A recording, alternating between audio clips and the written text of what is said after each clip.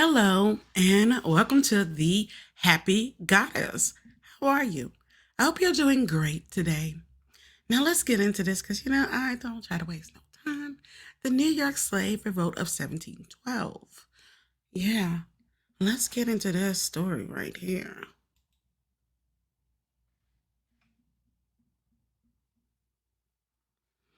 The New York Slave Rebellion of 1712. The New York Slave, this story is really rough. The New York Slave Rebellion of 1712, a violent insurrection of slaves in New York City that resulted in brutal executions and the enactment of harsher slave codes. The population of New York City in 1712 numbered between 6,000 to 8,000 people, of whom 1,000 were slaves.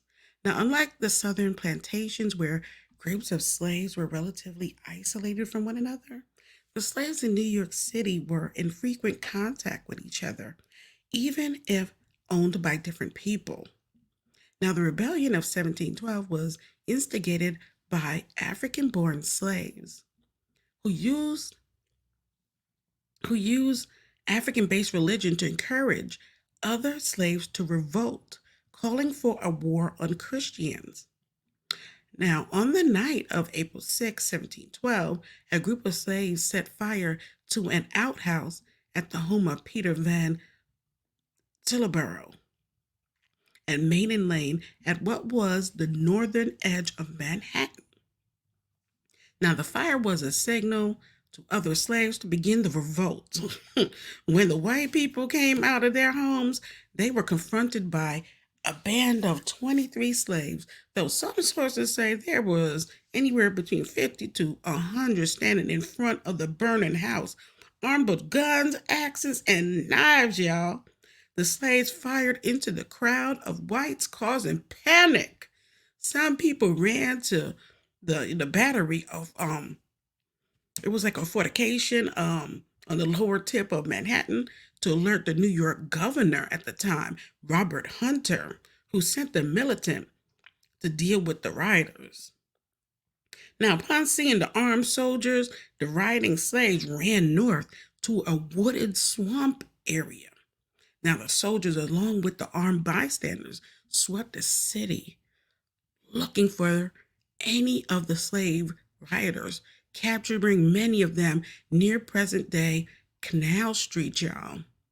So, yeah, when you think about buying a pocketbook, a Louis bag, or, Gucci or Chanel, just think about that the ancestors were running on that street right there, trying to avoid capture.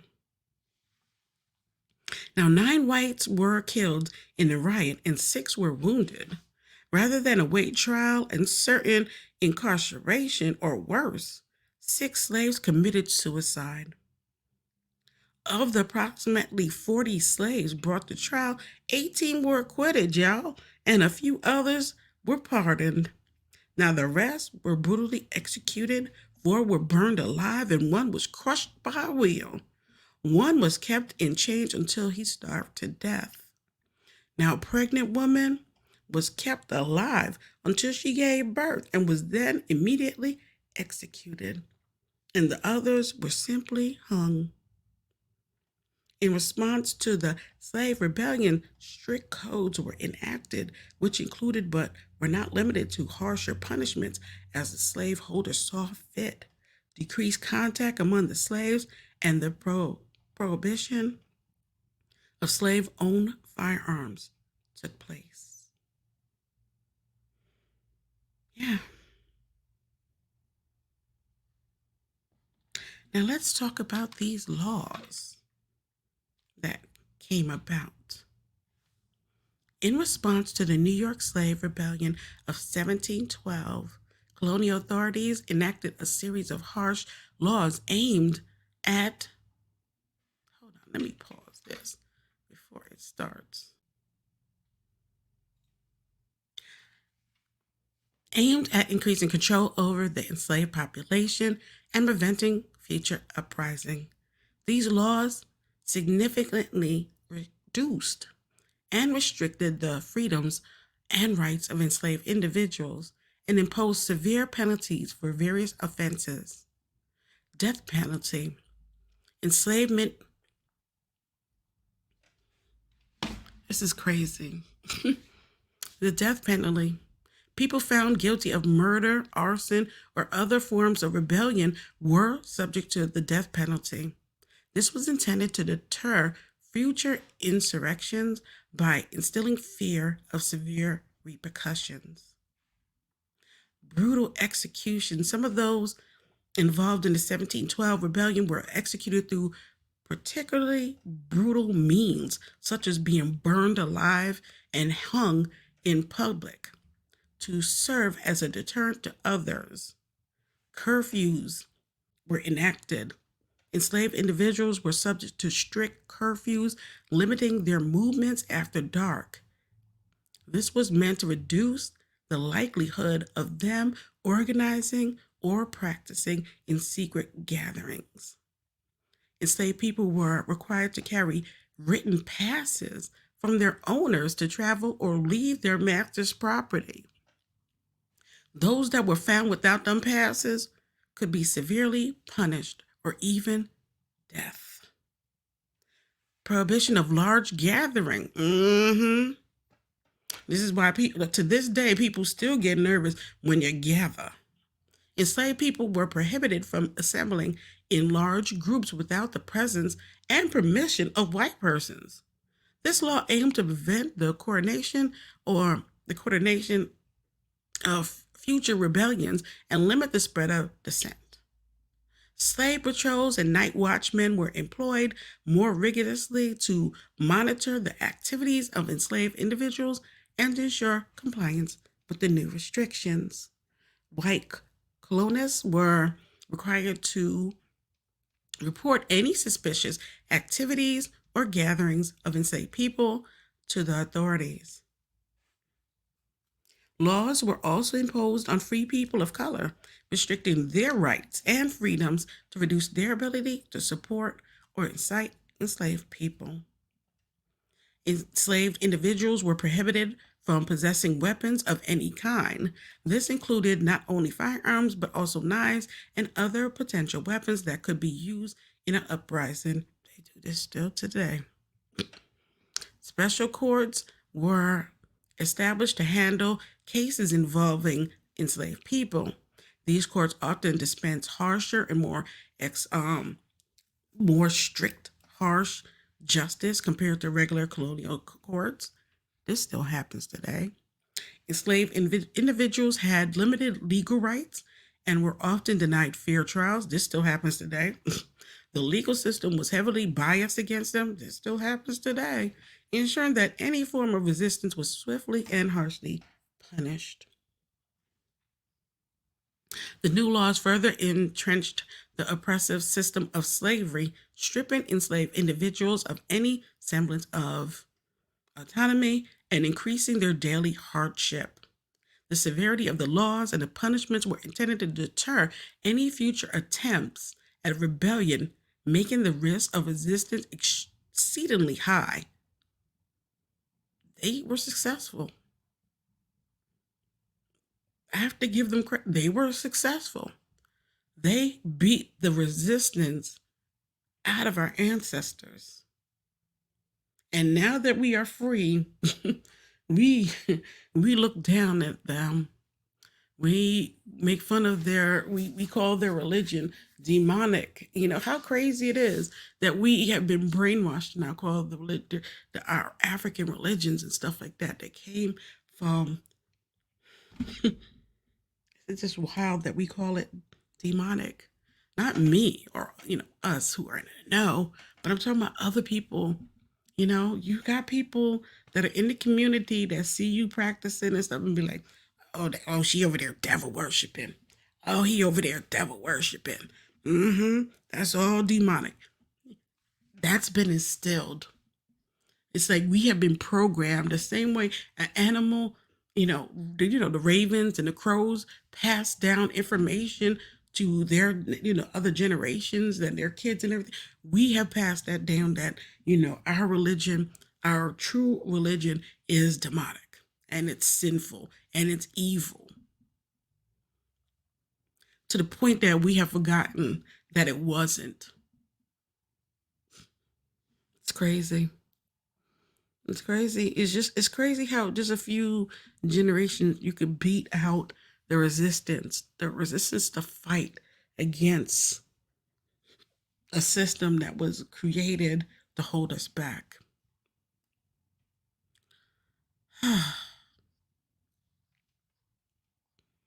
It just blows my mind. Desperation and oppression, the harsh conditions of enslavement, coupled with the severe restrictions on their freedoms, drove enslaved people to a breaking point. The rebellion was also a response to the enforced abandonment of African cultural practices and spirituality. Many enslaved Africans wanted to preserve their history, their heritage, including voodoo practices, which were integral to their identity and resistance. Voodoo, a religion with roots in West Africa, spiritual traditions provided a means for the enslaved to maintain a sense of community and resistance. It involved rituals and ceremonies and also the spirits and ancestors. Voodoo was not just a spiritual practice, but also a form of cultural resistance. It offered psychological and emotional strength and a way to resist the cultural Jesus, the culture that was forced on us and imposed by their enslavers. The push to convert enslaved Africans to Christianity was seen as another method of control. Many resisted this imposition, clinging to their traditional beliefs and practices. But them punishments, I tell you, oof. The New York Slave Rebellion of 1712 was a courageous but tragic attempt by enslaved Africans to resist their oppressors and hold onto their heritage and spirituality. The brutal response by colonial authorities underscored their determination to maintain control and suppress any form of resistance. This, this rebellion highlights the deep rooted struggle of enslaved Africans to preserve their identity and culture in the face of relentless oppression and cultural erasement. And this is why I believe, and so many in the spiritual community believe, that this movement, um, this FBA movement, the Foundational Black American Movement or Black African Movement, is government made, because now there is a big resurgence in tapping back into our culture, learning about our history, learning about voodoo, tapping into our spirituality. And the more you tap in, the more people get nervous and the more they think about what the past was like. And this would be the big way now more than ever, because we got so much freedom to come together. And once again, they have tried to create this way to separate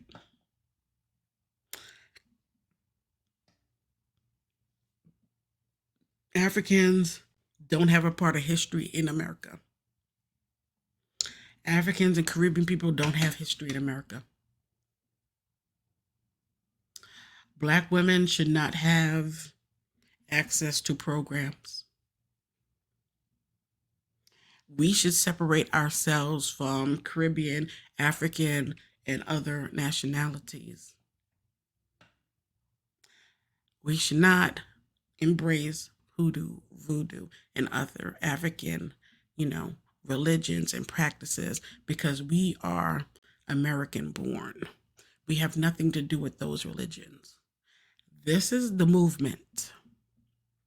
And I along with a lot of people in the spiritual world believe that this movement is purposely being pushed by ops to cause divide, to prevent a coming together of the community, rebuilding of community, and a way to isolate, pockets instead of making them be able to form groups and collectives and communities and soul tribes and stuff. This is a way to prevent all of that and to slowly suppress this big boom in spirituality, the need to learn about it and everything. It's a way to suppress it. And that's why you see the resurgence of slavery didn't exist. Black people were already here in America. And that is true. Black people were already here in America. West African people were already here in America. They traveled from West Africa and they traveled here and they settled here right along with the Native Americans. Absolutely. But we cannot overlook the transatlantic slave trade. We cannot overlook the 10 million slaves that came to America. It's just facts. Slavery existed. It did happen. Okay? So anybody who thinks that it didn't is just, you're bonkers. You're crazy. Okay? So y'all, tell me what y'all think. Okay? What do y'all think about this? Give your thoughts, your opinions, everything. And I'll catch y'all later. Bye.